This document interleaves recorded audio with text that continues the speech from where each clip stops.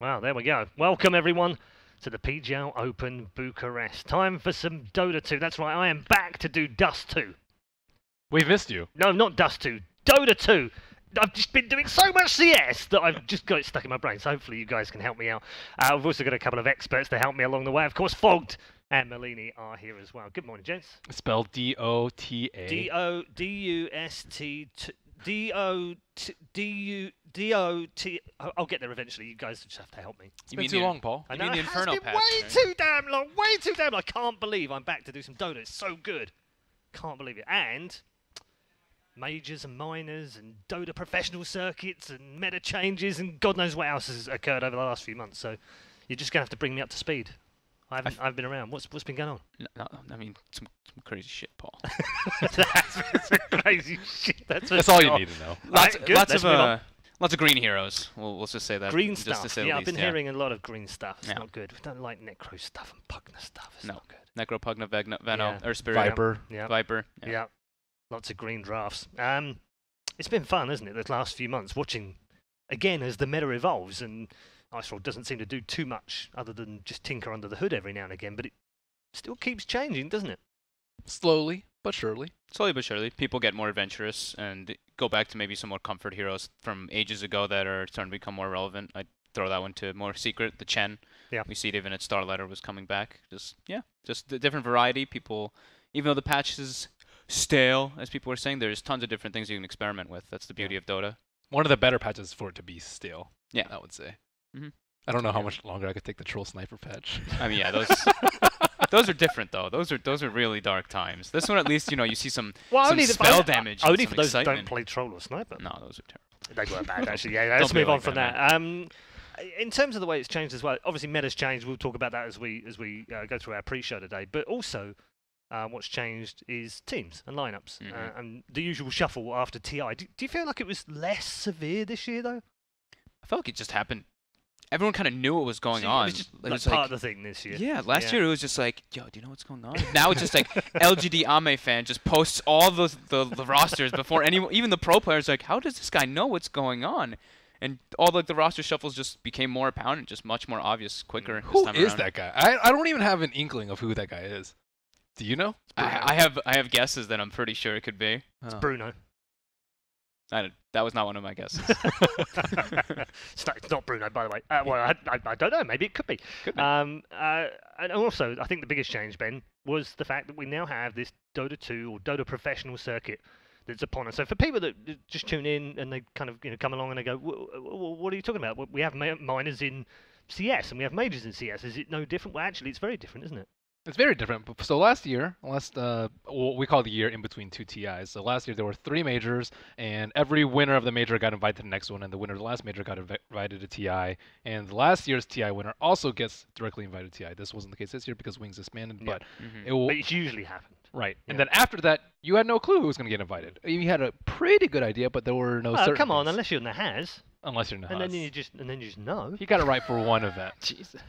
Take it easy. Never let us forget it. Either. But now he can't even make any more videos because now it's just based on points. Yeah. Points based on majors and minors. So Majors. what you're saying is Valve have actually hurt talent. Well, Nahaz. Nahaz at least. Okay. And in terms of this point system, obviously, now I like it because I'm a logical person. I like points on the board, and you can see who qualifies and who doesn't. So I enjoyed it. But I also understand that some people have said, well, this could also be a bad thing because the way it works is that you pick the best 3 of 5 in terms of the players. So the players actually get the points as well. And then, of course, what might happen later on is that a team might be short of a few points and could then, in theory, bring a player in who's got more points than they have and then qualify for TI. That we're definitely going to see that happen. The bigger, Do you at least think? I think at least the really big organizations can just be like, if we offer them maybe enough money, they'll just take them from the team. And if someone's feeling like disloyal, maybe there's some problems going on in the team.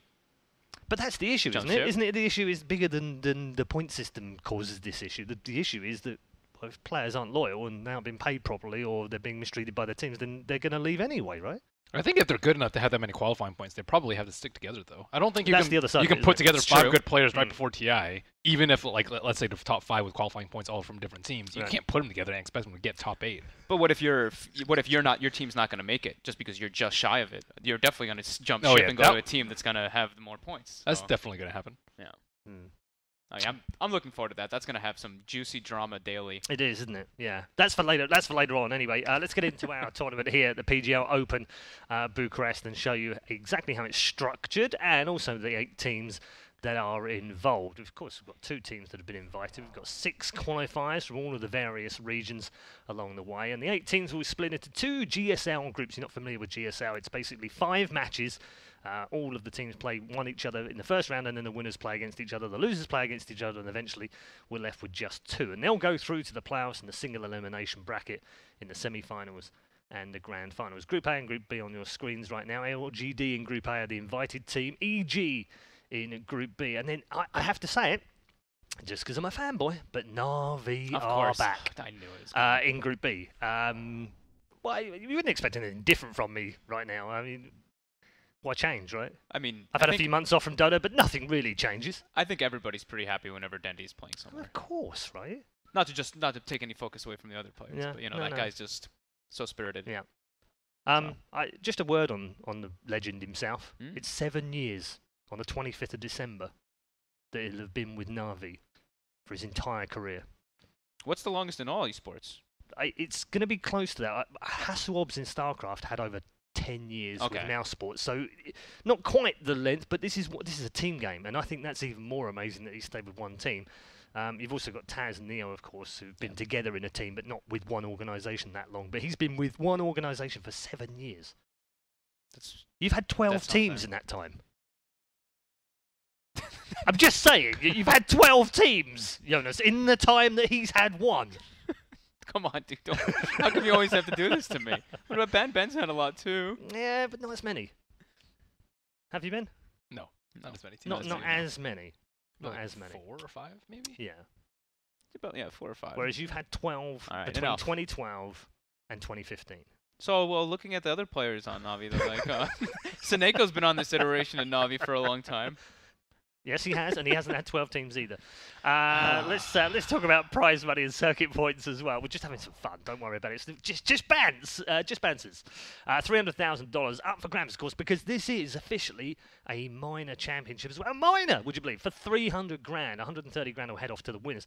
More importantly, perhaps at this point in time, though, teams are already starting to rack up the points. It is 150 points for the win, 90 for second, 30 for third and fourth. But that's per player. That's the important thing to remember about that. Because at the moment, of course, Liquid having won Star Ladder last week Mm-hmm. are singing at the top, but they're singing at the top with not 150, but with 450. Yeah, I was actually a little bit confused by that earlier. No, and then you look at it and you go, well, hold on, there's 5 players, and they've all got, so they've either got 150 as a team or they've got 150 each, but that's not 450. It's because only 3 of 5 count. The best 3.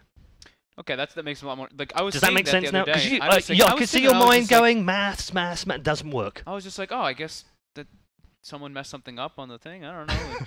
Mistakes are made, but yeah, no, it makes much more sense. And Yeah. Mineski with 270, I think that's probably the biggest shocker. Complexity to with 90. anybody. Hello? Complexity as well. I was not- going to oh, say come that. on. Come on, they play really well. They were crushing in the qualifier Yeah. region too. So Yeah. I was expecting them to do. I was like third or second, so that's kind of like expectations were met. Mineski, I did not have up there. No offense Yeah. to the Mineski boys, but I didn't think that they'd do that well. Triple Ice, man. What, are you a Delta? I- Are you not praying to the Temple of Ice? Well, they brought in a new coach, at least for Starladder, and it worked out really well. So I mean, he's come on. times 3. You can't bet against that man, surely. So you He is expected amazing. them? You expect them to be top 2? I always expect them to be top 2. Get the hell out of here, Paul. Let's take a look at the schedule for the next 4 days. Today, of course, we've got our first 3 matches. We'll focus on Group A with LGD versus Infamous starting us off. Syncret versus Immortals will also be along this afternoon as well. And we'll finish off with the upper bracket final. The 2 winners of those matches will play head-to-head. Same format tomorrow and Friday as well, but we'll move into Group B. And then Saturday is where things get really spicy, because we'll have the elimination matches in both Groups A and B, our grand finals, and 2 semis will conclude the PGL Open Bucharest on Sunday. This background looks kind of spooky, like Halloween, kind of like. You see It's that? kind of coming It's to fun. Halloween, mate. I don't know if I you've like noticed the it. date. We're just a week or so This away. looks and like orangish a little bit. It's orange it's- and everything. Is that actually intentional? you know, it's, I don't it's know. on it's on the 31st this year. Is it? Oh. Yeah. It's all the same as my brother's birthday this time. That's amazing, right? Did it happen like that last year as well? No. No. Changes from time to time. That's really odd. I would have thought it had been the same. Spooky. Anyway, we should get into our first series of the day, I think. Oh, yeah. And talk about these two teams. Before we do that, though, why don't we check out a team who have been in good form since TIA, and one of the teams that have been playing the most under the latest patch as well. They are LGD Gaming.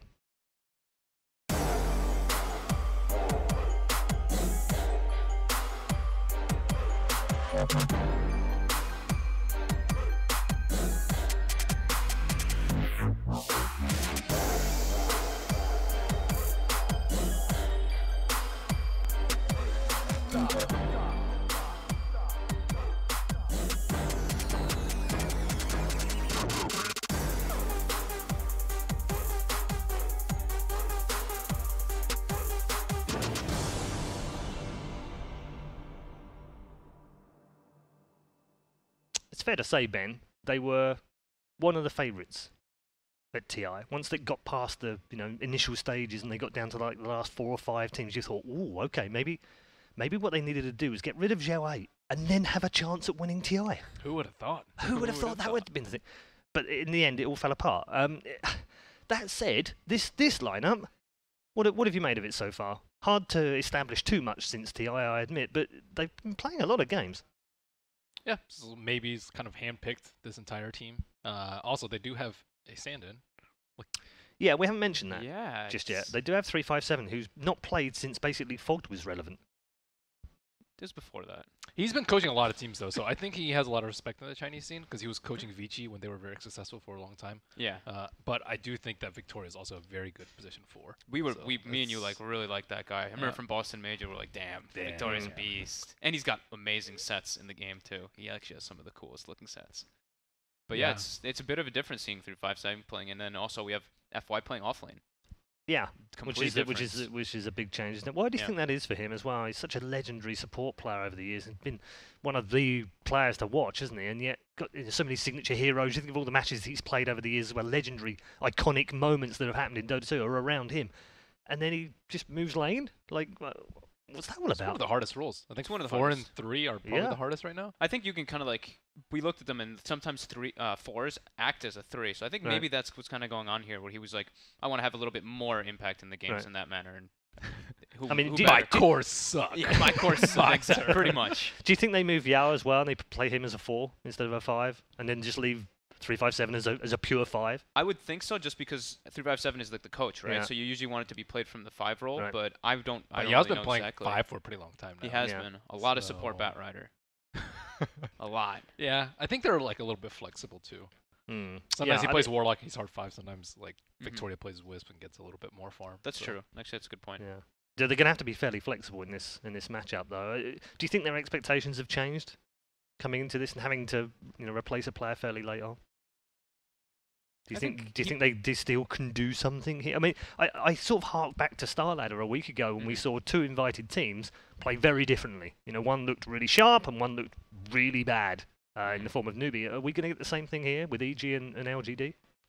I don't know. I think that since they have their coach, I think it's a little bit different, right? He really knows the inner workings of this team. He really understands how they work. I mean, I think maybe it's just going to be better than before, possibly. Not to say Victoria is bad in any way, but it's just maybe this little switch up. We see that happen from time to time for some teams. Mhm. I think Okay. they're probably feeling a little bit shaken up, but I think it could be a benefit for them. Okay, we're going to move on to their opponents, and their opponents are a team who've had plenty of practice through the qualifiers. They got here through a very dodgy way. We'll explain all in just a minute.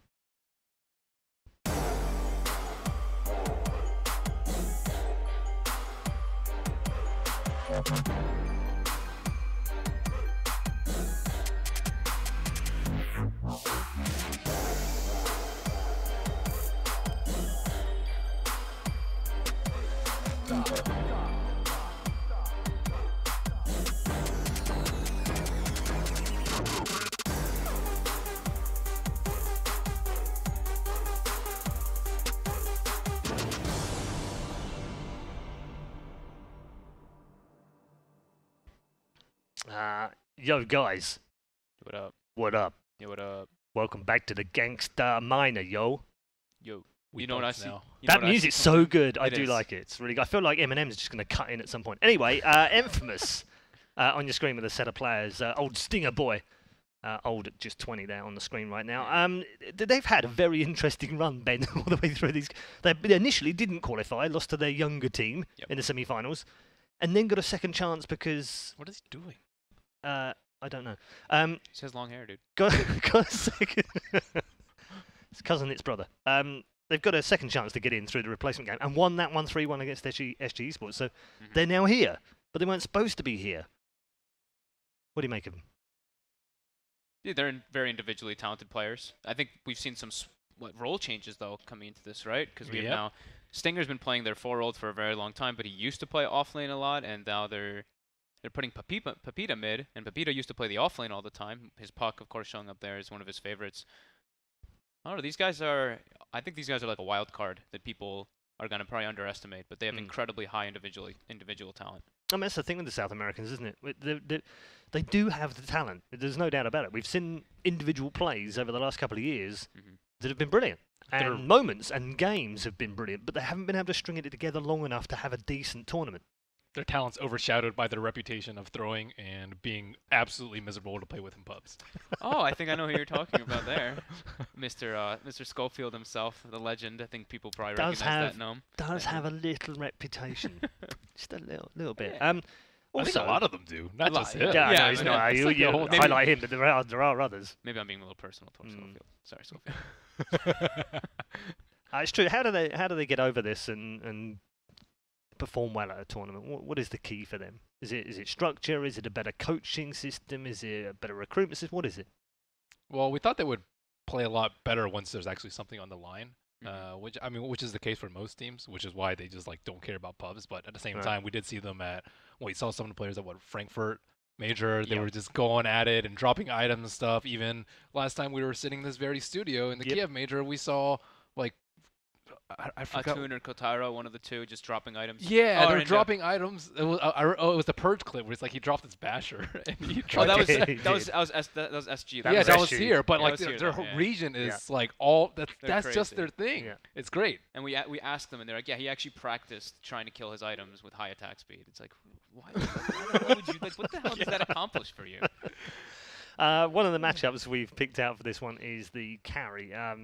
We're going to take a look at it because, as you've already said, there's been a couple of role changes in Infamous, and also they're up against arguably one of the best carries in the world. Yeah, Kotaro, I don't know, that guy, for me, at least from when I've known him in the past, he was the big Huskar spammer. Yeah. That's what everybody remembers. This guy was amazing at Huskar, to be honest, and he kind of set the pace for, you don't go boots, you rush your armlet, etc., stuff like that. But looking at his more stable heroes like these ones, I don't know. I don't think he matches up very well versus Ame. Ame, from what I remember, this guy is incredibly strong at just like changing the way he plays up and like the way he farms. He's a very fast farmer and just prioritizes different like skills which other people don't. I know me and Ben saw at Boston Major he was doing, and this is a little completely direct of it, but he skipped the 4th point in Lucent Beam. He got 4th point in Glaive always to make sure he could farm faster and stuff like this. Although lately he has been struggling a bit, but they've been picking him a lot of Monkey King, and I've been seeing that hero lose every single game lately. Yeah, we're going to move towards the draft momentarily. It gives us a chance to talk about meta and picks and drafts and what have you. I was looking through some of the plays, some of the carries in particular. I like carries and mids, but looking through some of the heroes the players are playing, seeing whether they're any different from a few months ago when I was, doing events. And the one that stands out is Monkey King as a carry. We see him as a 1, we see him as a 2, Yeah, I've seen a 3 and a 4. 4. Yeah, all of them. So, I mean, I guess the question I have for you, Ben, is where does he go right now? Or is it that he's actually very good? Because one of the things that we learned through TI was that having flexibility in the draft early phase was really useful. So you would pick a flexible draft around the fact that you would keep the other team guessing as to whether you were going to play someone off lane or mid or carry or whatever. Isn't he the perfect kind of hero to have in the pool for that? Kind of, but I don't think he's very good at some of the roles. No, that's the problem, isn't it? Yeah, I think he's probably best as a 3, perhaps a Right. 4, and simply because this hero is one of the worst at farming in the game. Right. Yeah, like if you ever hit creeps with them, you're just like, I can't kill creeps. at guess all. I'm using Boundless Strike to farm this Yeah. creep wave, and it's like you just use your pretty much your 25-second team fight. cooldown. Yeah, it's yeah. And you see people are I mean, trying to substitute and they're going for Battle Fury first item to try to make up for it, but Right. you get the Battle Fury and you still can't fight. You need to have a BKB because there's so much team fight and spell damage, and that hero absolutely gets destroyed by spell damage. But the flip side of this is that he was used as a roaming support to start with when he first came through, and the Chinese just went crazy over those kind of roaming support. They still seem to be pretty crazy over roaming supports, to be frank, as well in their picks. But that seems to have faded off in the West. Why? Well, he got changed, so he. I mean, not got a just lot him, of, but just roaming supports in general Oh. don't seem as popular. Maybe I don't know. They're still pretty popular. They're still pretty popular. Yeah. Monkey, Like Monkey the- King just got changed to shift more towards his ultimate, I would say. Yeah. Like, with his armor. So we were like, oh wow, that was one of his big weaknesses. He would never win a core-on-core match if he had no armor. He would just die. You couldn't even lifesteal through it. But now that he has the armor, he can actually like BKB and destroy people. Yeah, and they changed, of course, the mana cost for his spring as well, so you have to prioritize different leveling of your abilities. So it's changed a little bit of variety, but I think also what happens right now is that the heroes that are pretty popular are just pretty damn good versus him. All these like Night Stalkers, like Visage, Was Bat Rider. mobile initiators Heroes worst, that- worst How does he things that he see? could come. Heroes right? that can. Ben just can't get over it. He's doing it on purpose, dude. No, he's putting all of his hair in the front. See? It's a new look. Oh, there we go. Ah. Now you can see. There Okay, you go. now he's trying. But yeah, I think there's a lot of these like roaming heroes and heroes that can see in the trees or cut down trees or do something like this really punish this hero, and they're very popular at the moment. Yeah, I was going to talk about that. Mobile initiators were the thing over the summer. All through TI, it seems to have carried on. Shaker, Sand King, Bat Rider, Puck, still pretty popular in the meta. But if there's a couple that stand out, it's Necro, Night Stalker, Lich, Veno. All of those seem to be very popular in recent weeks. Yeah, and they're gonna get banned, as we say already. Lich and Night Stalker get taken out already, but And then the Lich. we saw at Star Ladder, Earth Spirit rose to the top at least in win rate. I think he was what 70% win rate or something, 68%. 90. Oh, I thought it was 90. Yeah, I think it was 90. 90. Higher than that. 90.9. Oh Only my lost one God, game Okay, whoops. out of the 11 picks. I did not know it was that high. Yeah. That's pretty absurd. Yeah. He's getting nerfed. Anyway. Again. No, I think he's going to be a very played hero in this one, and especially in this matchup. It's already left in the pool, and Damn, there's a lot of good heroes left. 3 of the 4 that we talked about are banned. Yeah. It's the funky moment here, Ben. The fact that Infamous can play a really wide range here, and they can throw a few spanners in the works and stuff that isn't quite meta right now, but very happy to play some odd heroes. Yeah, they can change. They definitely change up a few things, and we have seen, like you mentioned, like so much variety. These guys, just looking at like the recent 5 games, that everybody's playing a different hero or different like thing like that. But this is actually this looks like a little bit of a deny pick, but I think this hero is also just rising to fruition. Hey. GD takes out the Jakiro, and Infamous respond with their Clockwork, one of their most played heroes as well. Very good versus Jakiro. I just like the fact that Jakiro's in the meta now. No, It's I tried to just- ignore it. it's I tried to just- just it's dodge just- it. I tried to jump over it Come on, and just get to the other thing. it's and the of first course. game of my return to Dota 2 for months on end, and look what happens. Maybe that's why they did it. A Jakiro first pick. I mean, you know, just saying. Did Good you have hero. a talk with them before this game, Paul? I did have a chat with Maybe, and he said maybe. His name is Somnus now. It's Somnus now. I know. No, it's not though. Is Does anyone know what It's Somnus just is? not. It's from an anime, I think. Oh, okay. It's Somnus M, Yeah, apparently. but it's just not. Sorry. No. No, I refuse. You're not going to call him Somnus? I like that name. It's pretty cool. Maybe. Oh God, it'll always be maybe to me. There's a song in there somewhere. But Also one of their top played heroes. Pepito used to play in the off lane all the time. No shocker to see him grab it up. How did Nyx get this far? Yeah, Nyx is. yeah, Nyx has been pretty popular as well. Again, flexible, can be played different ways, different roles. Usually on the 4 roll lately, but Usually. yeah, still.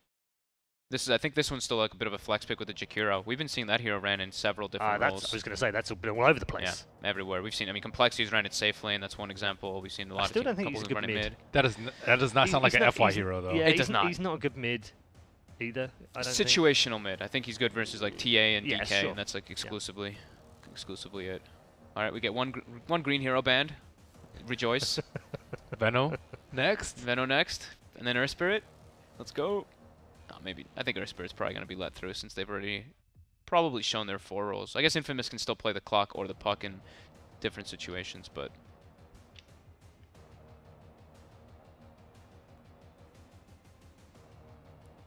You think LGD have to be careful here for 357? He hasn't got a massive pool of players, has he? Even from when we watched him back, what, 4 years ago?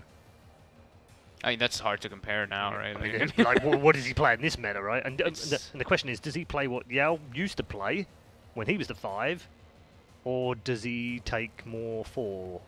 I think he'll probably play this Jakiro, in my opinion. Yeah, I think so. As a It's just a 5? hero that, yeah, I think it's just you run the towers and No. you don't That really sounds like care a too Yao much. hero to me. Maybe it is. Yeah, just I a thought hero. That definitely Yeah, sounds like a Yao hero. Yeah, I mean, he does play it, after all. Mhm. It is one of his top 5 in this particular patch. I remember when Yao just used to play Rasta or Shadow Shaman all the time and just Yep. suicide for towers. That sounds like, okay, that's Jakiro That's except a true. different hero.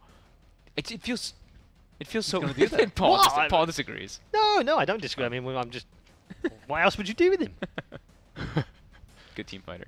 Quite. Good team fighter. By Veil, by Yules. By Veil. Set up for Puck so he can't blink out. Mm-hmm. Oh, it's so strange seeing 357 like wearing 357 wearing the Yeah. headset playing. It's been so long. It's such a throwback. Venno got banned. High five. Yeah, woo! My hands are Another sweaty. green. You don't want to high five me. Not right now. Not in the studio. All right, where do we go? One more green hero, right? 2 more. Oh, Bloodseeker. That's also been a very rising hero. Also very situational, though, isn't it? Yes, it is. That's why I'm like trying to think what a hero they might want Lifestealer, because they dude. ban it.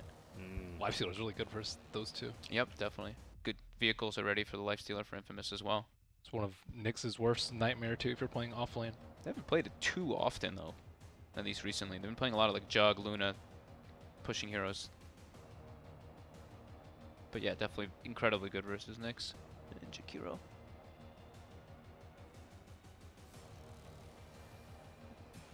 Maybe he still plays those weird mid heroes now and then. I remember at TI he picked Leshrac. He was like the only mid Only one. that plays Leshrac. Yeah, that was actually super bizarre. I've been seeing a lot of his Storm. At least we were like coming out of Dream League. We saw some Storm Spirit, some Puck. We saw him playing some like I think it was Templar Assassin, and even I think a couple Mirana mids. So Oh that's- yeah, that's dude, been like the Mirana mid big is rise. super popular. Yeah, it's been rising incredibly high because of that attack range, and people are just abusing it a bit more. So Viper, another green hero. All right, 3 out of 4. I'm always happy that they get banned. Viper, Venno, Necro. Actually, just Viper, Venno. There's still one though. Nothing wrong with Venno. Oh, I despise Venno. What do you mean, dude? You don't like just dying to wards in fights? And Those I didn't 3x do anything. plague wards. That's later on. I mean, that's later on. Yeah, at, so at it's 30 minutes. all At a game solid is 30 awful. minutes, because that hero gets 30% experience. It is pretty brutal. It is pretty wretched. So Pugna's still left. I don't think Infamous will grab it versus Nyx, but that's also been a hero on the rise. But that's more so kind of like a countered hero that you pick versus something. Incredibly good versus Shadow Shaman, though, because you kill yourself when you drop your wards on the Nether ward. Not played much by the cores on LGD either. No, not really too much.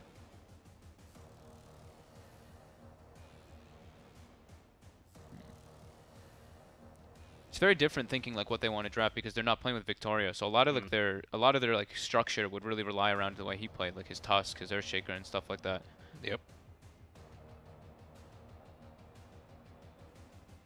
Wonder what maybe he's gonna pick up. Yeah, it's looking not so great of a Storm game. I love watching his Storm Spirit, but it's already Storm pretty versus rough. Puck, Puck and Shaman. Shadow Shaman Ooh, is yeah. way too hard. Instant disables and instant It's one of the silence. few that's stuck with Shadow Fiend as well Mhm. in this particular patch. Not many seem to have been playing him, but he does. Seen that? Yeah, I've seen a couple people like trying to different builds. I saw Miracle doing some Mask of Madness builds, some Solar Crest Rush builds, just trying out to get the hero back. But I still think he's quite weak, and you predominantly want him as like a BKB carrier, and he's not good versus Clockwork. It's a good PL game. It's a good PL game.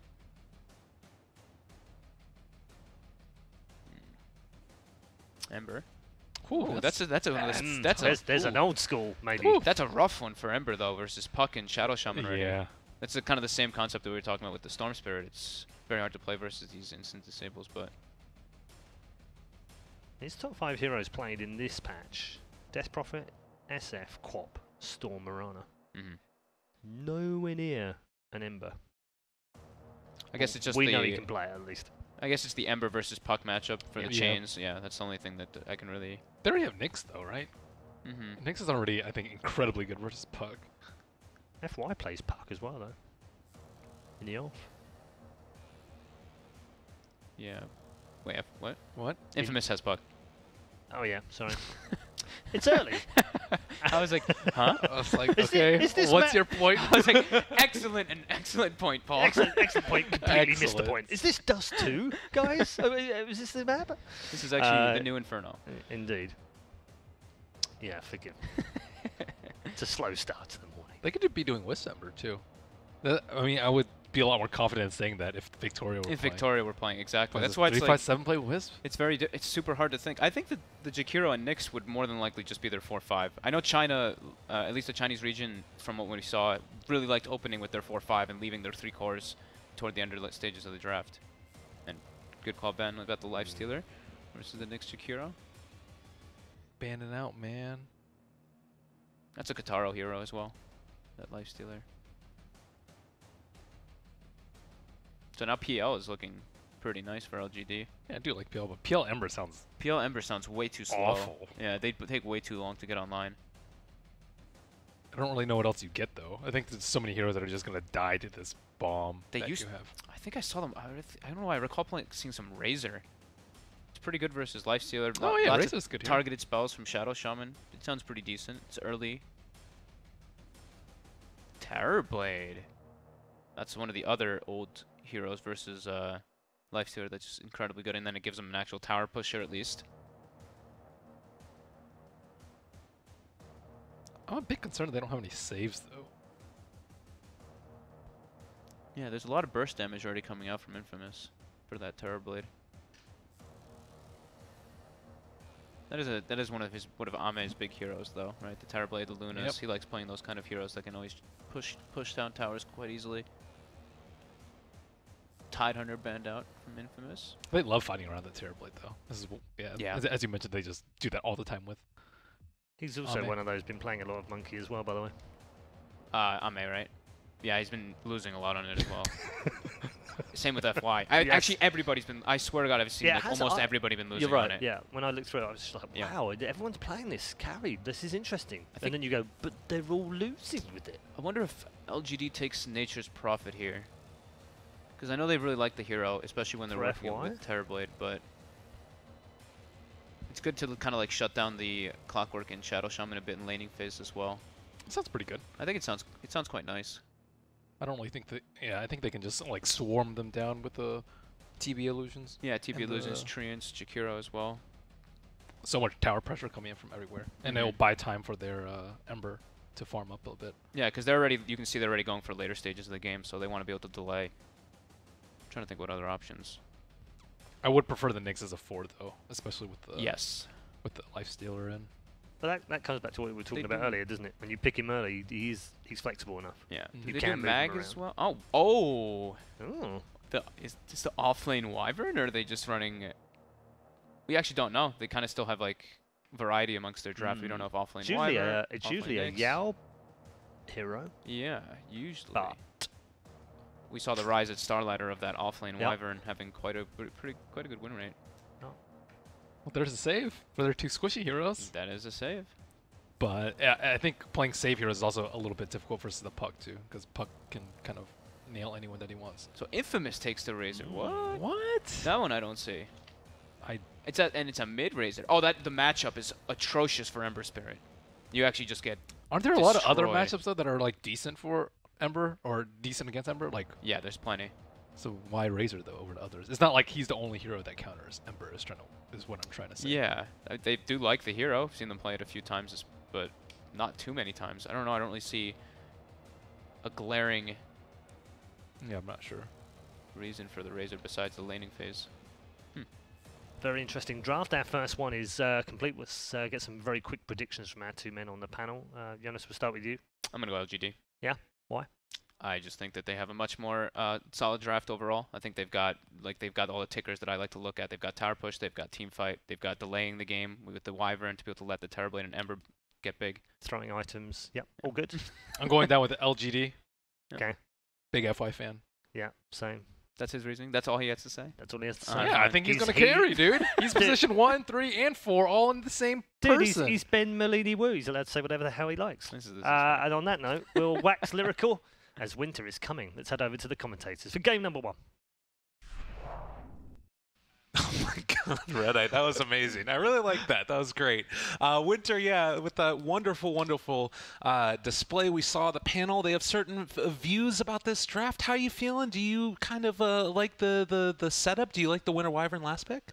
I mean, you are Winter. You didn't like it. Talk to me. What didn't you like about it? What are you feeling? Takes a lot of farm. I think they have 2 other heroes that's gonna need a lot of farm, and their support takes, like Jakiro as a position 5 takes up space as well.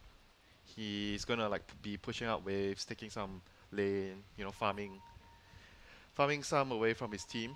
So like overall, LGD has a really greedy lineup, but obviously they can pull it through if they get a good laning phase. And the Wyvern is really good against the Lifestealer, the Cold Embrace, and the BKB piercing lockdown. Those are really good. And laning phase wise, I think he should be able to get a good amount from the lane itself. The Arctic Burn flying around the trees, annoying the carry. Yeah, it's going to be kind of an interesting look to it. You were kind of mentioning during the draft that you like the idea of maybe taking something a little bit different. You're mentioning Pit Lord as a hero, Underlord.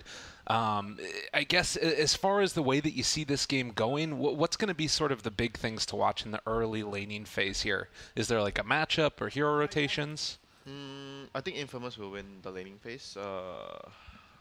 LGD, like the panel mentioned, Razor against Ember, that's a very, very difficult matchup, and they don't really have like very good supports at helping it out. Nick's position 4, not so great in the early laning phase. So I don't think he's gonna be able to help the Ember much. The Ember pretty much has to have a very difficult time in the laning phase. But then we'll see him, you know, probably making some rotations to help his other lanes and free up some space. Oh. Yeah, down here at the bottom, FY a little bit caught out and in a bad position. And, well, if there's one thing that Shadow Shaman's good at, it's ensuring first bloods, as that will be first blood going to Kotaro Hayama. I mean, what was he actually doing there? Was he trying to place a ward? No.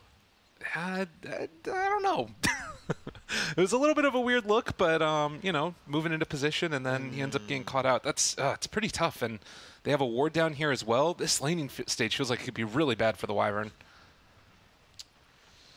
I guess he tried to sneak in to steal the rune. I'm not sure, but first blood given away to Infamous here, and we see the Nyx played by Yao trying to give Somnus on the Ember some help in the laning phase. Like I mentioned, he's gonna have a very difficult time in this matchup. I'm not sure how much the Nyx is gonna be able to help him in the lanes here, but we'll see. Scorpio on the Clockwork, on the other hand, he came in the level 1, like dropped his power cogs, tried to burn some of their mana.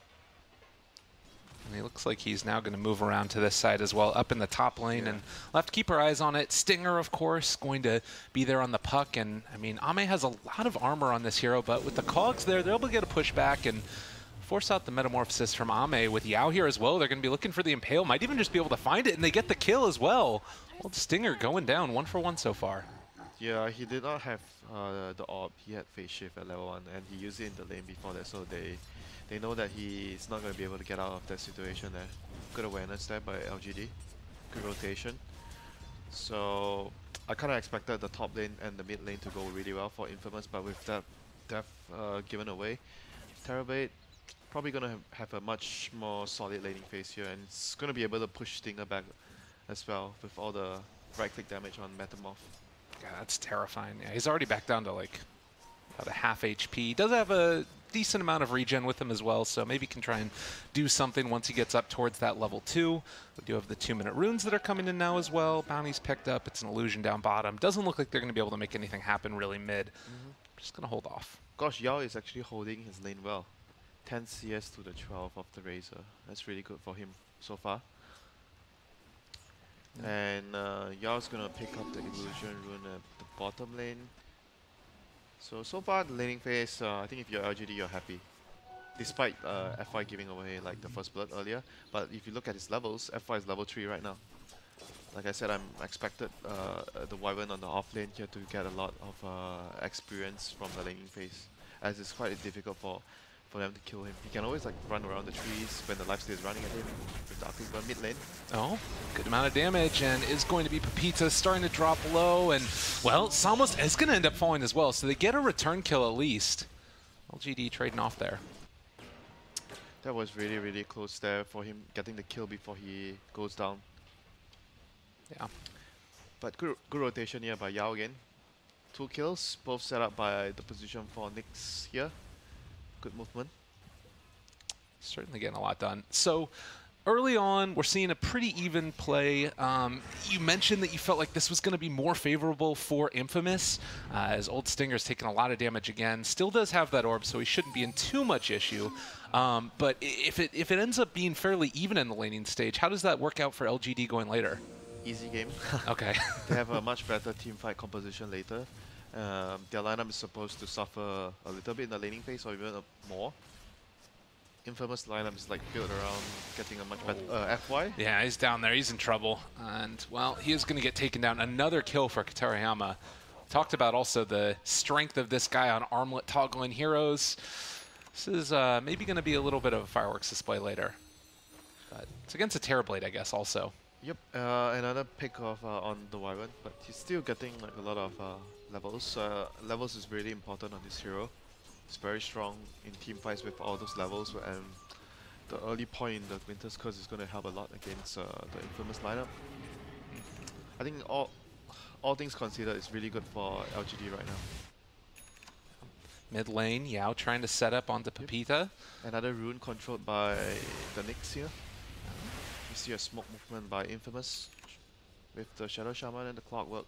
Before the Ember hits level 6, that's when you want to pick him off. Yeah, this is really good. They got a full level advantage, and they're going to go right under tower for this one. Battery Salt is already down, and, well, Yao coming in to try and save the day, but Sam is still going to be brought down. Schofield not going to get taken down either, as that is not enough damage coming from the tower. Yep, pretty decent rotation here by Infamous. They're going to be able to maybe even place a ward down with this smoke, so get a call kill, get an observer ward down. I would say you're pretty happy as a support with that movement.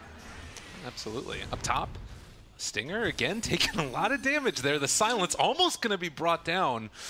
Man. He has the Shrine though, but the lanes are really looking not great for Infamous. The puck is not getting as much as I expected on the off lane.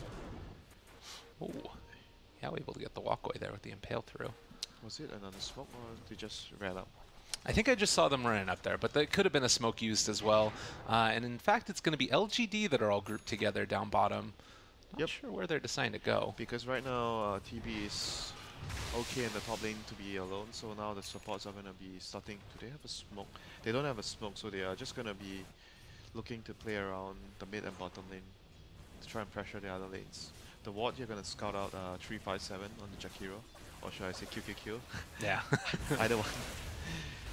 I'm more used to 357 because I started playing Dota 1 like back in the day, and I was always watching his replays. Yeah.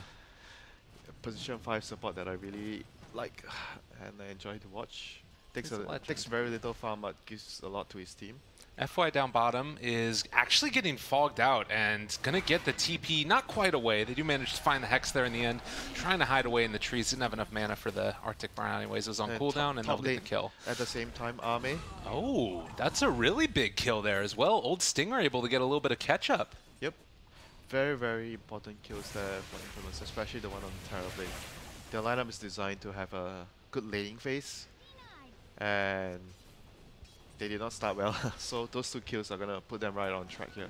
Looking at the net worth, so the lifesteal is going to be starting to ball ahead, 400 gold right now, ahead of the Terrorblade. But then again, LG's lineup excels when they have their levels. They have the level 6 on the Wyvern, the Jakiro, the Ember starts moving with his Remnants, and the Nyx starts ganking with his Invis. Yeah. He has a smoke, he's smoked right now, so let's see, he placed the ward down earlier, so we'll see what he can get done here with the level 6 on Somnus. This could be tough, but if they do manage to find it, a couple remnants thrown out there, he's very low on mana already, and, well, he does manage to hit the chains, but not really a chance for it as they do find the kill on the Jakiro up in the top lane. It's got a little bit too big for his britches. Yep, Infamous starting to get the early game back on track with their heroes. They're supposed to have a much better early game with their heroes. So right now everything is starting to fall together for them. And one of the good things about having like Nyx against the Razor is like you can always pop the Carapace. All you need to do is like Carapace and Mana Burn triggers the passive from Razor. So you get stunned all the time. So it's easy, very, very easy setup on like the Razor. So Stinger here uses his AWP. Is he gonna be in trouble? No. Impale's going to connect. They do have the mana burn, but Coil is there as well as another phase shift in a second. Yep. And in fact, they're thinking about Clockwork's here coming sticking in. around. Yeah, they're going to be able to catch on to Yao. There is going to be that Spike Carapace, the snap on the Coil, but Yao going to be brought down with Stinger still sitting very, very low HP. And, well, doesn't look like they're going to be able to punish as Schofield dodges away from the Ice Path. Infamous. They're coming alive right now. 8-2, you mentioned it. And even though the puck didn't get a ton in the early stages, like you look at the other CS across the board, there's 60 for the Razor, 59 for the Lifestealer. They're getting the farm on these cores. Yep, LGD is pretty much giving away too many like free kills. It's not like you and Infamous making really, really good moves. They came in an area, they waited, they anticipated. It was just LGD like trying to do something. They're trying to kill the enemy and they, get out of position. Especially F1 and Y when giving away like many kills in the off lane. Like so far 3. He has his face boots building into a soaring. Schofield here trying to make it work.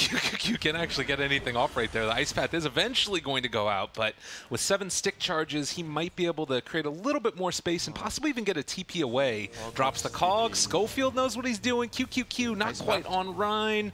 Oh, but they managed to find the stun. Oh, there's a sick play there from Yao. The Spike Carapace on the cogs to make sure that he gets it, and now they will be able to take down Schofield. Meanwhile, in the mid lane, old Stinger goes down by virtue of maybe. Is Schofield really just going to be able to walk away from this? They actually can't catch up to him right now. Yep. He has his Tranquil boots up, and he's just walking away.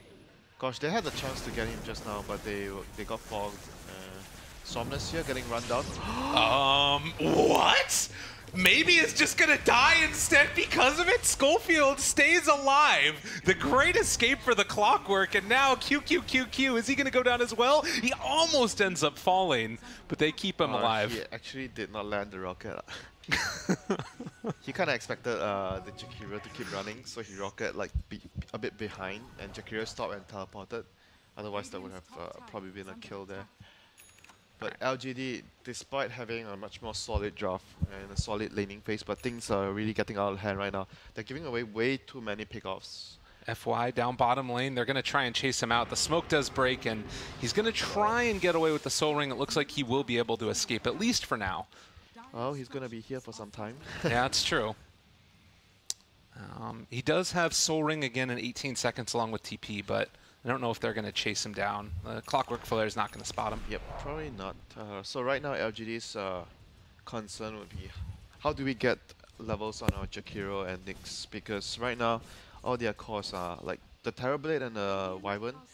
They are pretty much going to like sit in the lane and continue farming. So the only one they can move is maybe on the Ember Spirit, but he did not really have a very, very good start. So he's going to be a little bit slow into having his impact in the game, so he's going to start moving right now. Coil. Oh, yeah. There's their down bottom. Can they actually get the kill here? They are going to be able to find it. The double remnant forward, and now Schofield going to try and TP out, and unfortunately, he does not have enough life to make that work. Good play right there by LGD with the rotation. Yep, good reactions there by Maybe. And like I said, he's the only hero right now on the map is going to be able to move around and help his team. The Nyx, he popped level 6 actually from that, so he's going to be able to rotate soon. And Serpent was dropped here by Axial on the Shadow Shaman. Going to get... What? He doesn't, he's not having any of it. What? How? You look like you're hurting a little bit over there, Winter. Yeah, I'm a support player, you know, when I drop my wards and the carry just TPs in and denies it, I'm like... I just like feel so bad that, oh my god, I just want to leave the game sometimes. Dude, the wards were hitting the tower, the Razor was hitting the tower. Yeah.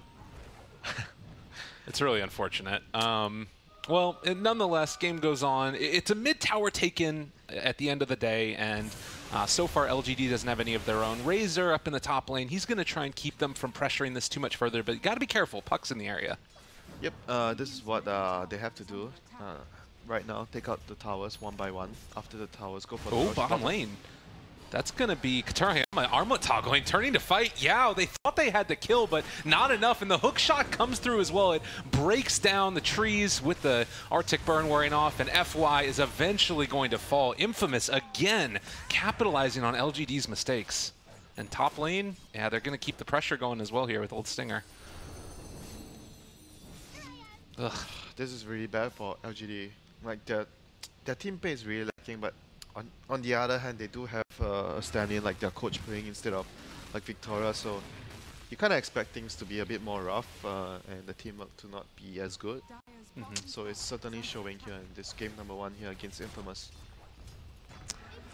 A lot of like botch gangs, movements that aren't really smooth. So right now, LGD, maybe he's going to get his bots in 100 gold. So that's going to allow him to be much more active on the map. Like I said, he has to be the important hero, moving around, creating some you know, opportunities for kills on his map. Apart from the Nyx alone, so those are the 2 heroes that are going to be moving around. The other 3 heroes, the Wyvern, the Jakiro, the Terrorblade, are going to be pushing our lanes for now. Well, and you also saw right there that, you know, Lifestealer, he picks up the Midas after the armlet. Yao is still sort of scouting him out down here, but not really a great way to go on it. So he's kind of got this ability to scale into the later game. Yeah, but Lifestealer is never going to beat Terrorblade, you know, unless you're that far ahead, because Terrorblade has very high armor. Lifestealer is all about the physical damage, and you have Sunder, so at some point you're going to have to get a Linken's on Lifestealer, which is not the most optimal item on that hero. So LGD is starting to put their heroes into their place right now, grouping up and push with the Jakiro. He's level 5, does not have multiple points in Liquify, just level 1. He's gone for the max dual breath instead, which is going to give him like much more wave clear. But I'm not sure if it's the best build here, because I think that they have pretty good wave clear with other heroes, but we'll see. Like certain players, like I think PPD, he does like this build as well when I was watching some of the replays of him playing Jakiro. Oh, this is big right here as well, though. Yeah, and I mean, we're seeing this rotation in, and the smoke broke. Ame, he broke the smoke. Do they realize it? Oh, he's going to be caught completely out of position here, and well, every damn hero in the area, they take down the Terrorblade. Wait, can they get Roche off this with the Shadow Shaman wards? Do they have enough damage? Probably not. So they're going to move towards the top lane to get the tier 2. This is, I think, by far one of the most important tier 2s of the map. If you're on Dire, that is. Because once this tier 2 is down, you pretty much cannot farm your jungle. Like, the whole area is going to be monopolized by your opponent. Oh, the big thing about that last thing, too, is he didn't have to use hookshot, so they've got it around for the second round, and Jakiro going to be found out as well as FY. He ends up connecting onto one. This is a big old problem. Wards are down, and you mentioned a very important tower. It's going to be QQQ dead. They aren't killing off Schofield. The Winter's Curse isn't enough. Excel has caught FY. So much damage coming in, and LGD are just bleeding kills. Ember's going to be forced out and away. He tries to jump forward, finds a kill onto Schofield, but it's just a clockwork, and he's dead as well.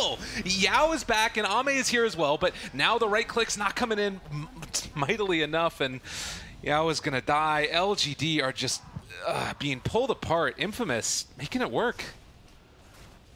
Oh my god. Oh, so they popped the meta, so didn't even defend the tower. And FY has been like, he's been making so many errors on the Arctic Burn. He does not like get out in time before the Arctic Burn expires, and he gets picked off because when your Arctic Burn ends, it sort of like it breaks the trees around the area when you land. Right. So you won't be able to hide. So you kind of have to time it in a way where if you are getting out, you need to go past a certain area of trees and then go in deeper. So when you drop down, the enemy can't actually kill you. He's made that error like a few times already, like getting picked off because the Arctic Burn expired in a position where he got exposed. I mean, it's sort of a tough thing, you know, obviously a player trying to transition into a new role with a hero that's being played like newly in the offlane position. Yep. But, you know, it's certainly not worked out for them so far this game, and it looks like Schofield.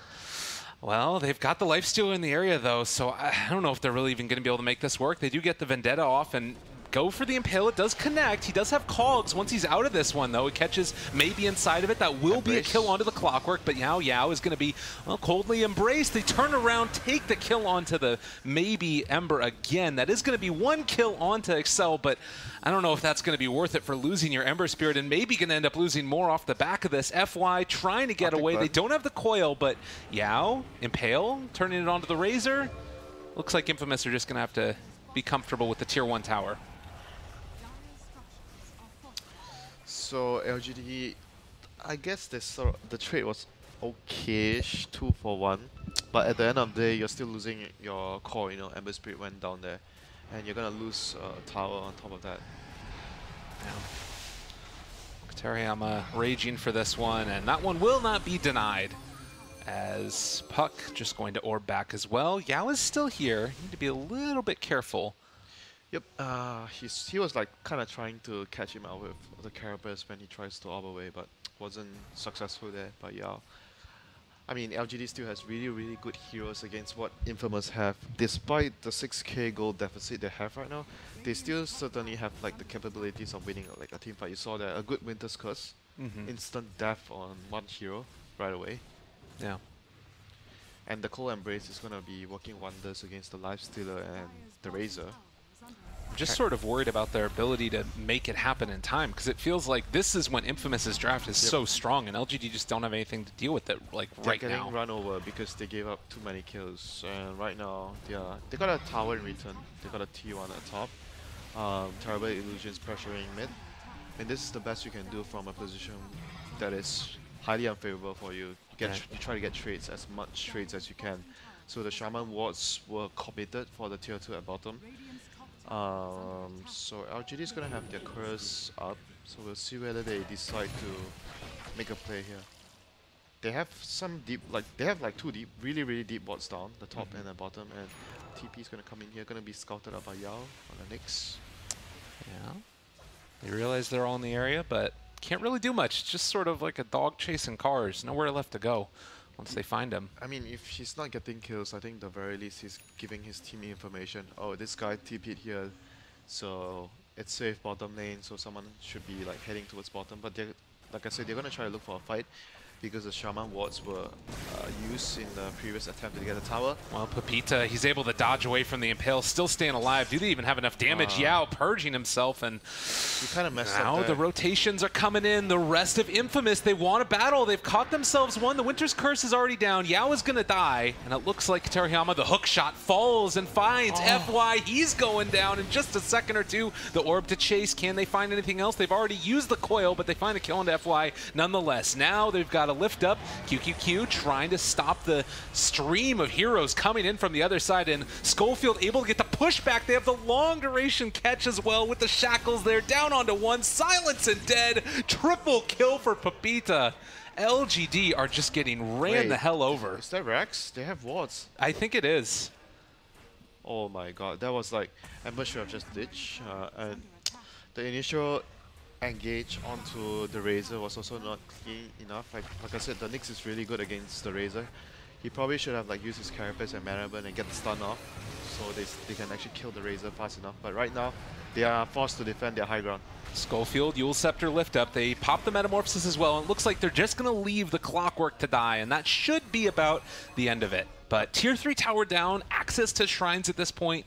Infamous with an 8,000 net worth lead. Yep, they should be looking to get Roshan fairly soon. Maybe even, maybe do they even need the wards? I'm not very sure because they have the Medallion on the Shaman and the rest of the cores, the Razor, and actually no, they have Solar Crest on the Razor, so yeah, they should be able to get this Roshan fairly easily. They just need to push out the lanes. So they have pretty deep vision towards the bottom lane. They probably have they actually have 2 more Observer wards on Excel, so they're gonna secure the Roche area, place a sentry, place a ward, Observer ward down. Yep, get Roshan. They don't really need to take any more risks. They just need to secure Roshan, get the shrines, and go for the lane of Rex later. Well, I don't want to perform the commentator's curse that's patented, but this to me feels just like a very simple game for Infamous. They It is. You like win. they did everything they needed to early on, and now they're just sort of finishing it up almost. Probably not the first 5 minutes, but beyond minute 6, I would say LGD made it really easy for Infamous with all this pick-up, like giving away so many kills. Yeah. So right now, Infamous, Roshan down. The Age is on your frontliner, the Lifestealer. Razor has... oh, this is a rather interesting build. Hurricane Pike, Solar. Really good for the Terrorblade, because it's all physical damage and he has like a casual cloak against the Ember's Magic Burst, building into a Shivers right now. But Infamous is certainly in full control of this game.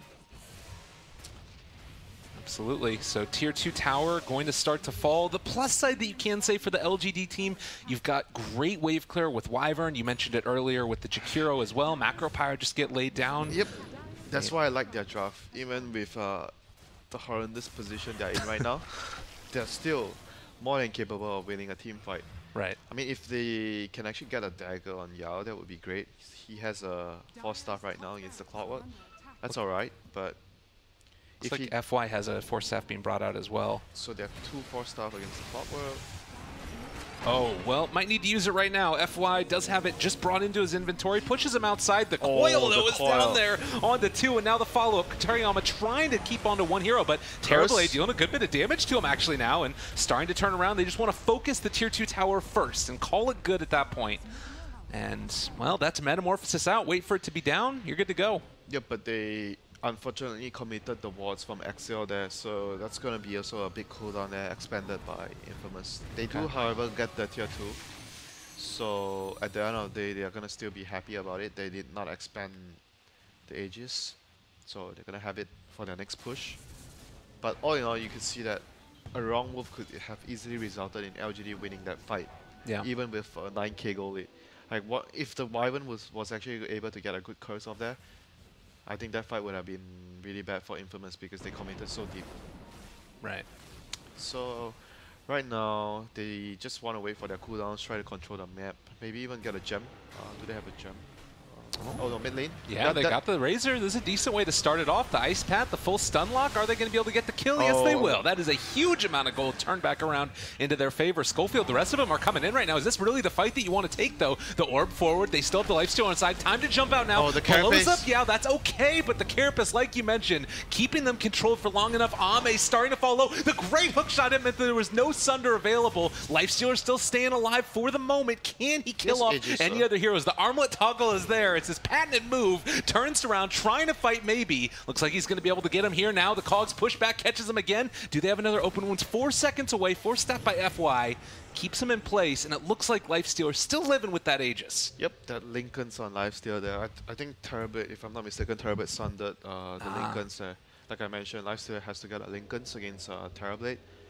So I think that fight was, I mean, they lost the Terrorblade, but still it was an okay fight for LGD. They got 3 kills in return. Yao there starting the fight, like I mentioned. Carapace into the Manaban, instant stun on the Razor, and he was able to just follow up with Impale, and Papita was the first casualty of the fight. Wasn't able to do much. I think he's gonna need a BKB though. He's queuing up Shivers, but I think he needs to get a BKB. Well, and I mean, you take a look at this point right here. With the Razor gone, you would expect that this fight wouldn't go well. And maybe that signals to me the fact that they can at least come out like sort of okay with the Razor dead at the beginning.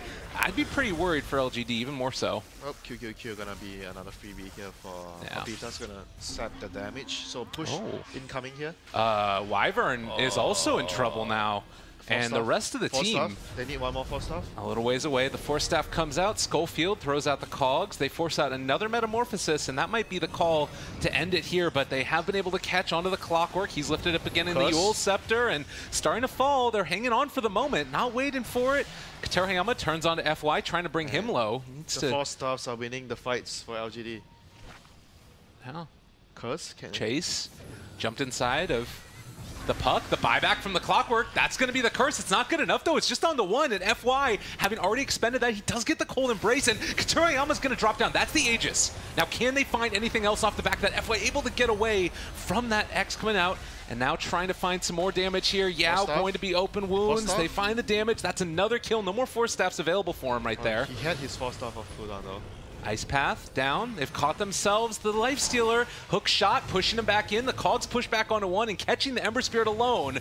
That is going to be a lot of damage now down onto the Wyvern. They blow him up with the silence coming from the puck, and they finally bring down Schofield as well. Stinger able to escape again on almost nothing. The Carapace almost killing him off. The Yule Scepter lifting him up. He's still staying alive, able to phase shift as well away from that damage coming in. He gets the silence still. Can they keep this puck down? Can they kill him off? They do finally with the orb catching on that Spike Carapace, and well, LGD somehow, some way, just magic their way through that fight. They just have better heroes for team fights, and like the Nyx definitely did a lot. Even though he made a mistake, he could have survived earlier, but he has the buyback. I think it was 1 buyback apiece, right? Clockwork bought back as well, so I think MVP of that fight definitely Nyx there with his, like, I think he had 2, 3 good, really good Carapace that actually pretty much won them the team fight there. Well, and I thought for a moment that the puck was going away. He almost had no HP, but that last one. And the 2 Force Staffs from LGD definitely making the Lifestealer look like a little kid there in the fight. He just wants to come up and hug somebody. It's not happening. He's up against really bad heroes though for him. Like bad matchups, I mean, like Terrorblade is a really bad matchup. Wyvern is a bad matchup for the Lifestealer, the Cold Embrace and the double 4-staff. I think they should get another extra 4-staff here. Oh, you see that Yao walked back into it as well. Yeah. Oh man, it was sick. He played that fight really well, despite messing up with the 4-staff earlier. So definitely my MVP for that fight. So LGD back on track right now. Goal lead left at 3,000 goals. So just 1 fight. That's the classic, Chinese draft.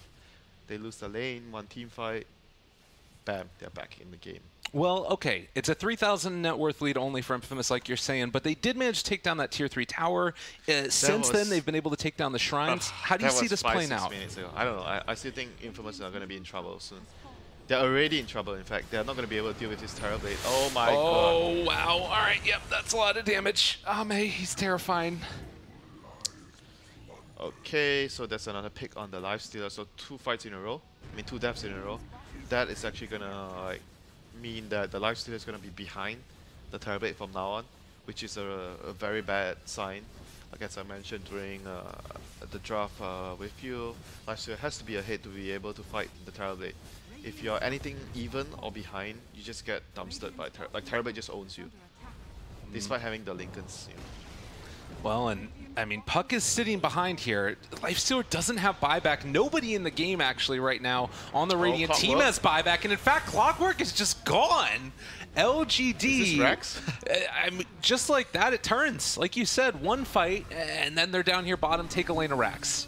The silence is there from the Puck, but he's not going to be able to do anything. They already used their glyph.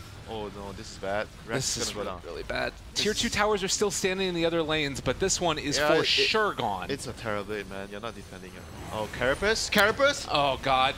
Razor, he's caught again, but they're just trying to back out at least for now. Is Stinger really chasing this? They just TP away right in his face, but the Yule Scepter lift up. They're going to catch at least the Jakiro. He wants the Jakiro. But it is the most Pyrrhic of victories. He had 2 options. The Nyx and the Jakiro, like both in front of him, and he actually chose the Jakiro. Would you have chosen the Nyx? Yeah, of course. The Nyx was position 4. He was like, I don't know. I think he just like, oh, Jakiro has a bigger model. I'm just gonna click on this guy. or he might actually be expecting someone else to actually cancel the Nyx because Nyx bought out in that fight, so it would have been a pretty good, decent amount of death time.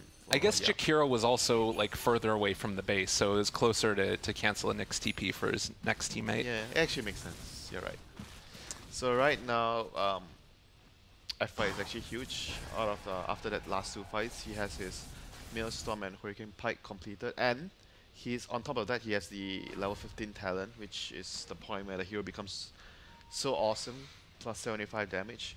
Yeah, in our trip to the LAN cafe yesterday, I was playing a lot of Wyvern, and I realized how fun it is when you hit level 15.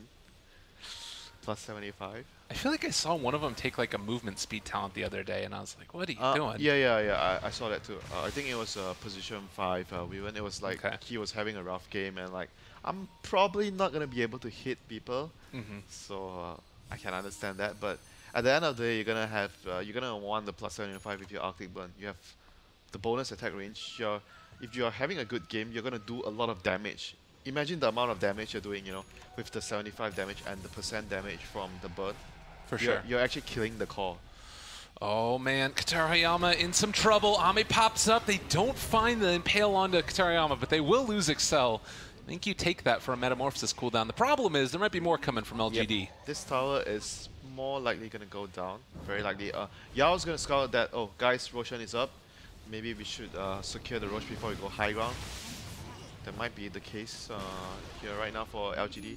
Yeah. They are a Chinese team, so Chinese teams are always very disciplined about pushing high ground. They do not rush things. Stinger.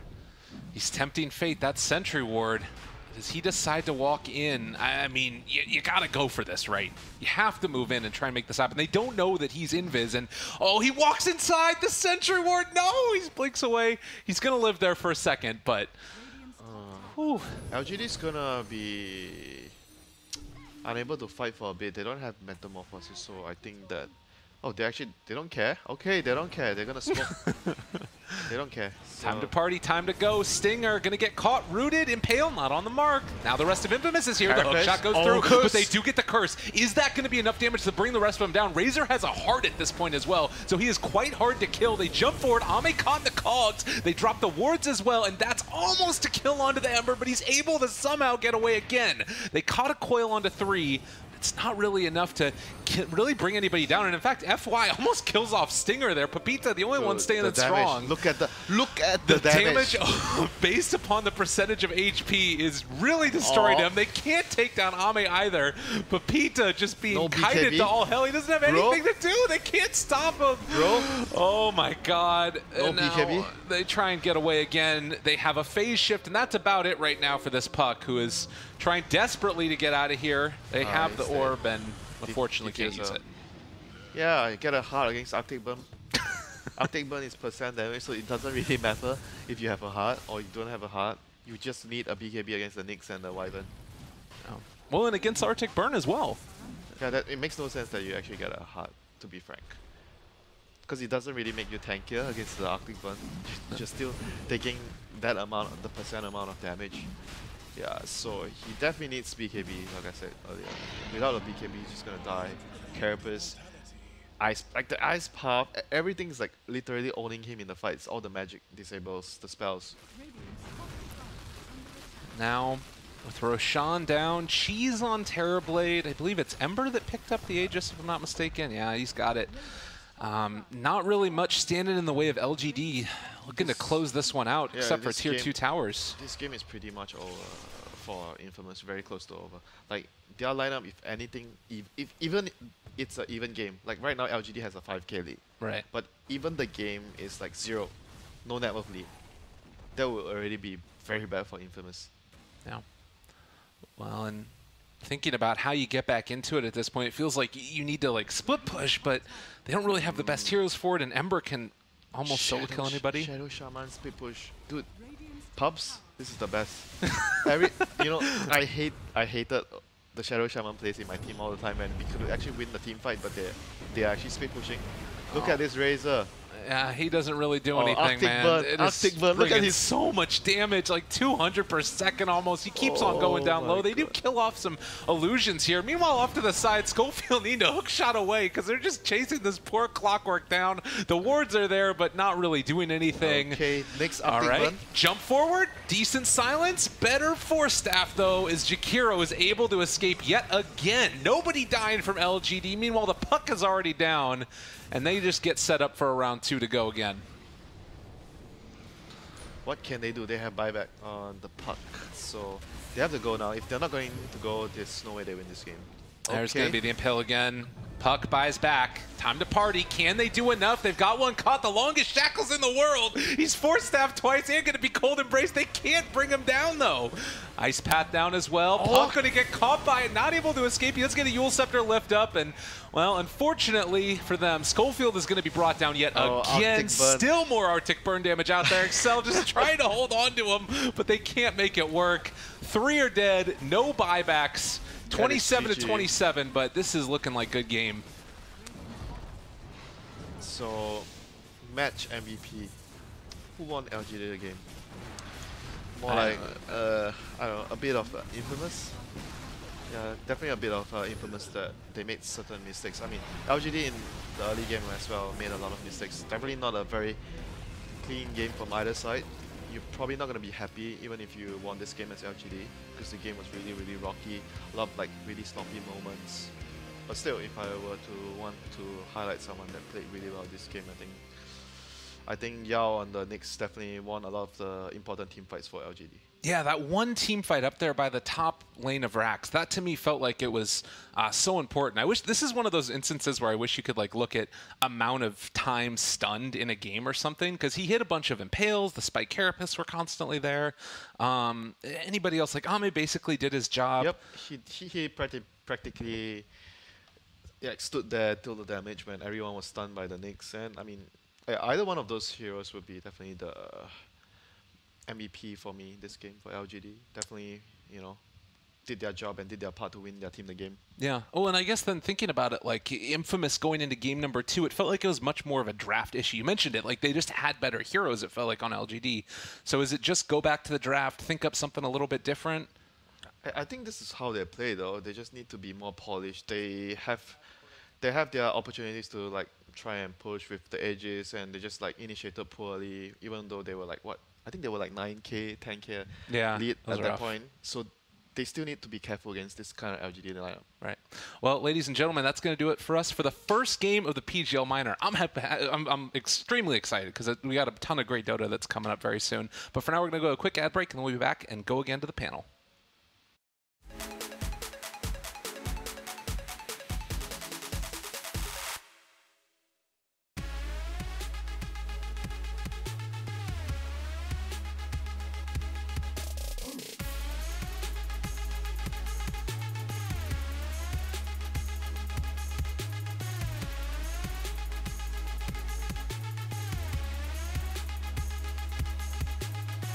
Get the alpha, be the alpha.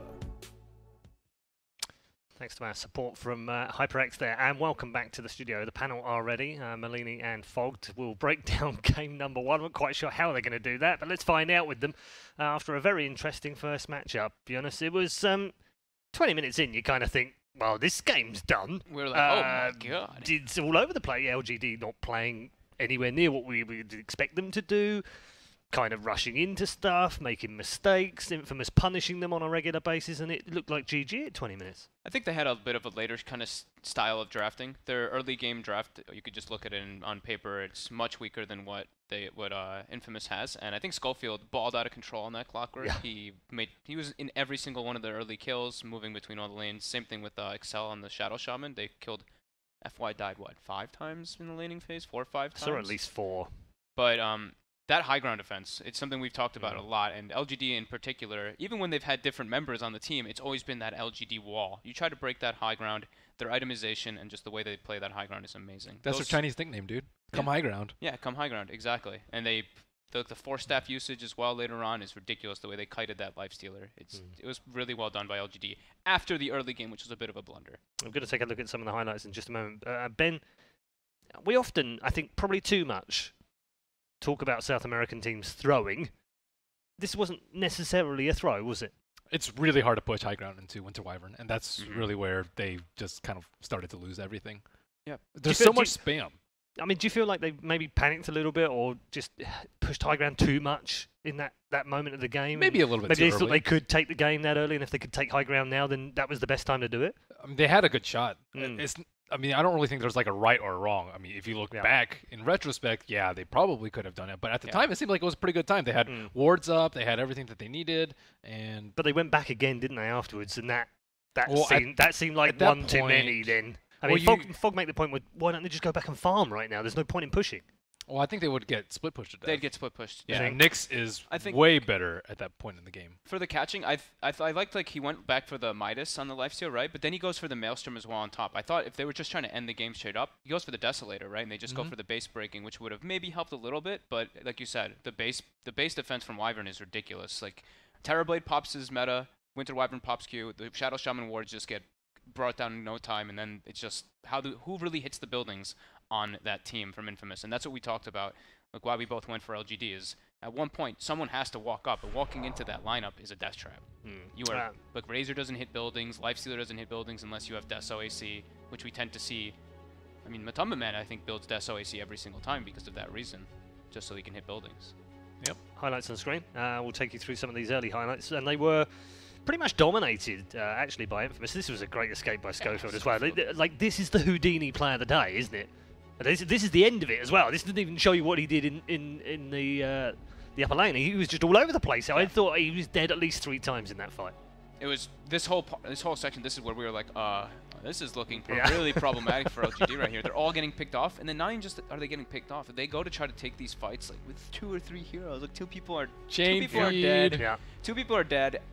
Terrorblade's respawning, and Emperor Spirit and Nyx are like, let's go. Let's run into these 5 without our other heroes really just there yet. So it was, yeah, a bit of a chain feed coming out from LGD. But in the end, they are able to do what they do best and defend that high ground. But at this point, you did feel like this could be game over. Yep.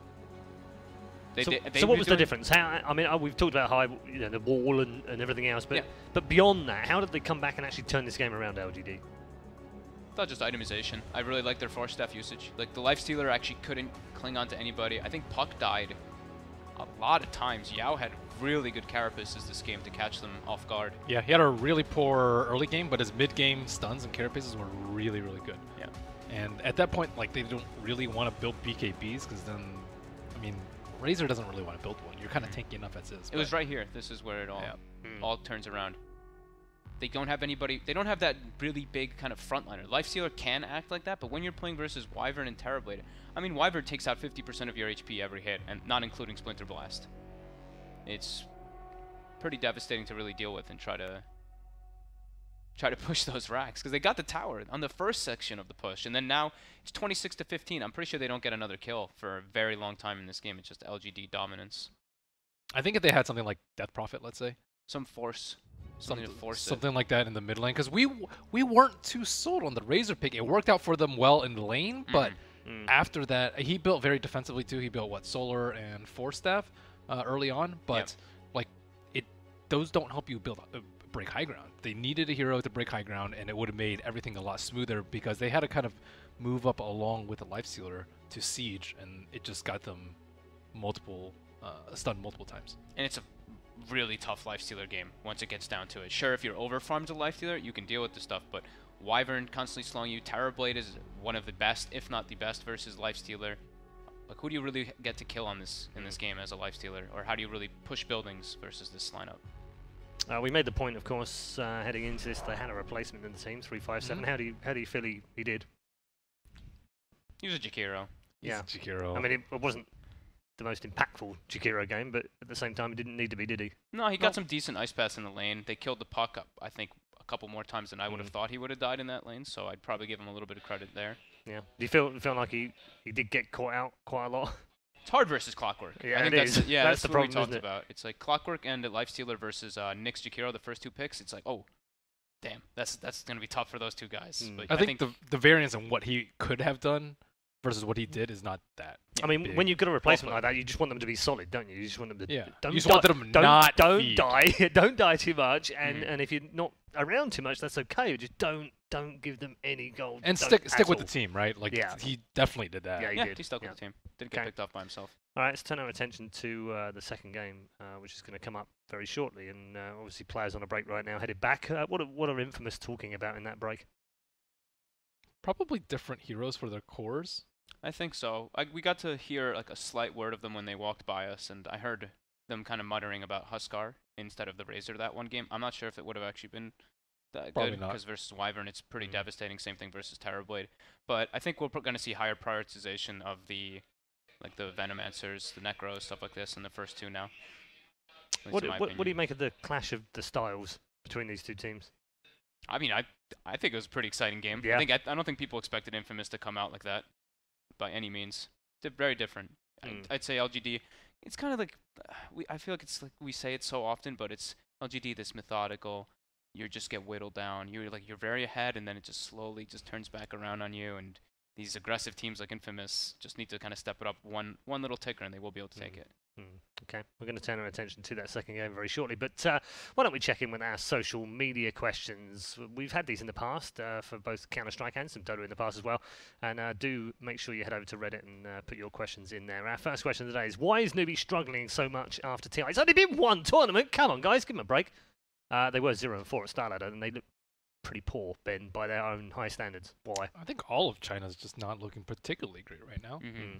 That's always been the way, though, isn't it? Off the back of TI, they will go and play, something else, RPGs or something. But they're playing more Dota than anyone. Actually, they're playing DPL. They're playing like every. I was being very facetious about the old Newbie from many years ago. Yeah, I mean that's the thing. When you look at the records, actually, I mean these LGD, for example, even though they haven't played many tournaments, they've played the 5th most amount of games on this specific patch. That's incredible. You don't normally see that straight after TI. So it's not a case of not understanding the meta or figuring out who's good or what's working for our team. So what is it? Well, I think the Chinese team's biggest strength is taking a good strategy and perfecting it. I think they're particularly weak at the beginning of patches because they don't explore as much as the other teams, and it seems like they're also, this is just purely theory crafting by the way, but close to the end of the patch too, they're also not particularly great too, just because I think in this particular patch you can still go for more weird heroes, and they're always like a step behind and doing older stuff, doing what other teams do. I think it was a little bit different at TI. They like picked Bloodseeker. That was one of the things I was like, what? Who? No one else is doing this. But Bloodseeker, Earth Spirit. That was like the big duo from Newbie. But normally I don't think they're usually that like special. Like you can kind of lob them up in the same group like these Chinese teams because they pick similar heroes and they have very similar playstyles. So it's not particularly good nowadays. Like Liquid, they're like for each of these Western teams, we know that they have something unique that they usually do, or heroes that you're like, oh god, you gotta ban these versus these particular teams. But then it's like they're kind of just one blob of. Yeah, at Starlighter, we were all saying like we felt like they didn't just one hero in particular, but like the Venomancer, we were like, it doesn't seem like they do the same thing as these other teams that are playing the Venom. Like Matu's just chain dying every single. He's like 0-7, but at the end of the game, he's like top of the net worth. He's top of damage as well. And we look at the Chinese Venoms, and it just feels different. It just doesn't feel like it's that solidified concrete strategy that these other teams got. Newbie specifically, do you feel like it is a bad start, obviously from them, but do you feel there's something fundamentally wrong with the team, or do you feel like they'll just bounce back? I think they'll bounce back. Personally, I think it's triple C mid laner. I mean, they had a long really period last year, didn't they? I mean, pretty much from 7-1-0 onwards. From January all the way through to TI, they were a strong team all year round. They're threatening every event they went to. Even after TI, though, I don't really consider them second place. They were in the grand finals, true, but I would consider Liquid first, obviously. They won. They were looking really good throughout, but Newbie, I wouldn't put second. You'd still rate them pretty highly, though, right? I would still rate them top 4, 5, I would say. Yeah. Yeah, but not were they the second best team there? I don't know. I don't think so. That's the way the placings worked out, but if we were to have a TI 7 run 5 times in a row, I don't think they would have been second 5 out of 5 times. So are we saying then, is Newbie struggling, or are they just overrated? Maybe they got a bit lucky at TI. Maybe you could say. So how are we comparing like the struggling factor now? See, where's my mate from OG? Where's the coach? Where is he when I need an overrated phrase? Need him back. Draft is almost upon us, so we'll turn our attention to that now. Heroes you liked, heroes you didn't like in game 1. We've already talked about Infamous. From LGD's point of view, more of the same? Didn't like the Ember. Did not like the Ember Spirit. Ember, that was a tough mid. Both though, wasn't mids, I think, were just like weird. Right. But it was also a tough mid, though, wasn't it, for Ember? Yeah, it's not a great matchup. Yeah. But in the grand scheme of the game, he just was kind of trying to make space for Ame. So that I can kind of understand. I guess he's trying to focus the attention off of the Terror Blade, but it still felt weird. We haven't really talked about first pick preference over side. This matchup, I don't think it matters too much. Okay. It was heavily Radiant factored at Starladder though. 21-10. So, is there anything in that? Let me also give you another fun fact. Only 3 teams won on Dire. And only 2 won multiple. I did. That's actually a good point. I didn't even Yeah. really. I And didn't the really only think two about it teams, this the only time. two teams that won more than a game on Dire at Star Ladder, Complexity and Liquid. They're the only two teams. Well, one of them makes sense. Yeah, of course, because they won. But Mineski were the only other team to win one game on Dire. No other team won a game on Dire the whole tournament. It That's wasn't a weird. particularly big tournament. It wasn't very long. It's same here. We only had 8 teams, but at the same time, that's an interesting thing. I don't know. I just thought I'd throw I it mean, in there. I don't know. I actually don't really know right now. You the just need more preference. sample size. I don't Yeah. know. No, absolutely. I mean, I can hear Knoxville right in my ears already. He's just going, "Shut up, man! There's not enough sample size. There's only 31 games. How can you make it?" But yeah, Liquid Thanks, Knox. Liquid played a lot of Radiant games though too. they did, Like, and I just just think wondered back to whether, it, I'm like, again, are they focusing on that? Are they trying to get Radiant? Is that more preference? Because we've seen this throughout. This changes obviously through the years as well. We've seen back. Used to be Dire, then it was Radiant, then it was first pick, then it was actually we want the last pick, and the teams are different as well. Yeah, I don't know. The one big thing for me, at least for Radiant, is in the mid lane, you can harass the enemy enemy mid laner a lot easier up on that high ground because you have like that bigger gap between the tower and everything. But like other than that, I don't really know. Like what really is the big difference between them? Well, you have to think about why teams get picks. It's Yeah, because, exactly. Well, get the sides too. Is because they give up first pick, or maybe it's like first pick that's actually super imbalanced, No. and then the other team has to pick a side, Mm. which doesn't really matter as much. But most of them pick the better side, right? Mm. So we don't exactly know. Okay, good analysis. Well, some players. Get some players' thoughts after this, maybe. Yeah. No, it's true. Well, some of them like the Well, dire hopefully, side. hopefully we'll get to talk to some of them as well Yeah. because They're right there. we are, they're not that far away. Hopefully, we get some of them on the show as well, and get their thoughts on this kind of stuff because I'd be really interested to see. I think it's likely it's going to be different for every team, isn't it? Yeah. That's usually what it tends to be. Yeah, and it's about comfort. Do you feel like more than it is about strategy or results? Is it sometimes down to like we just prefer going uphill rather than down? Is it Could be a is there mixture. some of that? It in could be a there? mixture of things. I personally, I mean, playing playing Radiant just feels better for me. Right. But I don't know if that's like I don't think that would really put a big of like an impact. Yeah. I think it's probably like a lot of factors put in though. Yeah, I mean, I used to, back in the old FGC days, back when we used to play in the arcade. I know it's like before your time, before you were born, but bear with me. The games used to be that you would start either left or right on the screen, and you could only be left or right on the screen. You couldn't flip round like you can now in some of the fight games. But Mhm. I would always like to be left. Don't know why. You left here already. I'm a both. So it doesn't work. Yeah. Yeah. Hmm. Anyway, before this gets any more awkward, why don't we, excuse me, check in with our social media questions and take one more because I'm hearing that there are some issues with the draft, but they are getting sorted out. Has this been the most diverse patch yet? Are we calling that 706 ring fenced? A, B, Yeah. C, D, E, Yeah. F? I think we do. Definitely. I would say yeah. Right, TI had Yeah. first 2 days of TI had 100 or like 98 heroes Yeah. picked or not picked. I think it was. I know, right? 110 over the whole thing. 110 over the whole Yeah. thing. Yeah. Which is the most of any tournament that we've ever had. Yeah. I would definitely say so. And people are still looking and finding out new things. Like what was it? Absolutely. Jakiro Yeah. wasn't touched, right? Jakiro was one of the ones that wasn't touched at TI. Once. It was touched once. Lion, I've been seeing kind of come into favor too. Chen wasn't really played much at TI. Now we're seeing Wraith Chen. King. Where, Wraith King. Poor guy. Arc Warden. Pick him in the Arc Warden, yeah. I mean, even though I've seen the hero lose a lot. Zeus. Yeah, Zeus. Yeah. Well, Zeus we saw